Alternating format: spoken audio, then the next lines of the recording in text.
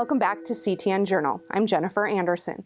In the doldrums of winter, a Coon Rapids woman surrounds herself with the color and warmth of yarn.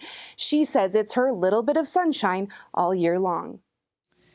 It just, makes me think of my grandmother every time I do it. Each stitch keeps tradition alive. Yes, it does. And brings the community a little closer. No, That's the hope Kim Johnson has for her shop, Yarn Tales 1. I hope that they feel welcome here, that it's kind of a warm, cozy feeling.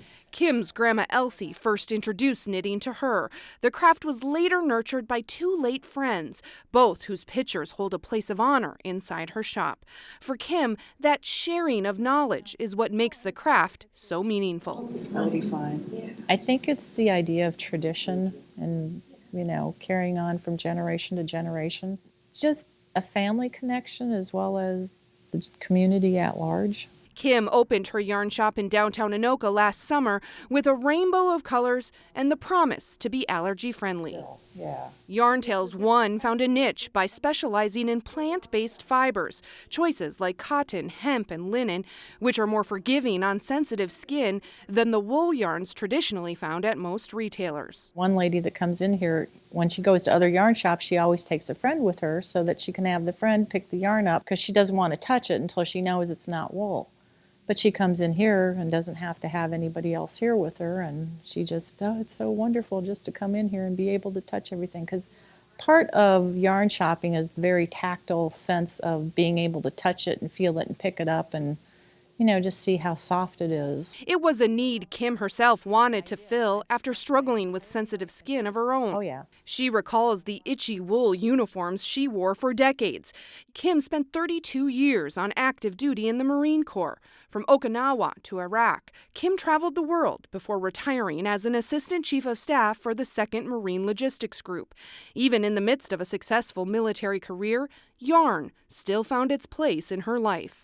But it's one of those things that you can pick up and put down over years. So like I learned when I was 5, I probably didn't touch any knitting stuff again till I was in the 4th grade, put it down again till I was in junior high, put it down again till high school, put it down again until I was on active duty. They had a yarn locker at the Navy Marine Corps Relief Society where you could go in and get yarn and you could knit projects, layette sets for newborn babies for the young Marine families. Even though her military career took her around the globe, Kim considers herself a lifelong resident of Coon Rapids and says she always wanted to retire in her hometown and start a small business close to home. Cool. Since opening, Yarn Tales 1 has garnered its own following of local knitters, which is exactly what Kim had hoped would happen. I mean, even the folks that knit with wool like to come in here and sit because they just like the atmosphere. It's an atmosphere carefully curated by Kim herself. She strives to surround her customers with every color of the rainbow. It makes me happy. It's a nice experience to come into work every day and just, even if it's cold outside or whatever, it feels sunny in here because of all the colors. So it's almost like summertime all the time. And in this shop, lingering, chatting, and sharing is encouraged. No topic is off limits. A lot of yarn shops will have policies where you can't talk about politics and things like that. I don't personally care if they talk about that stuff as long as they listen to each other. In Yarn Tales 1, Kim may be weaving together some traditions of her own. It's really all about community. So I think it's a way of sharing ideas and trying to get the community to understand each other a little better. You may wonder why Kim decided on Yarn Tales 1. Well, she says she was very attached to the name, but then discovered another Yarn Tales in Australia.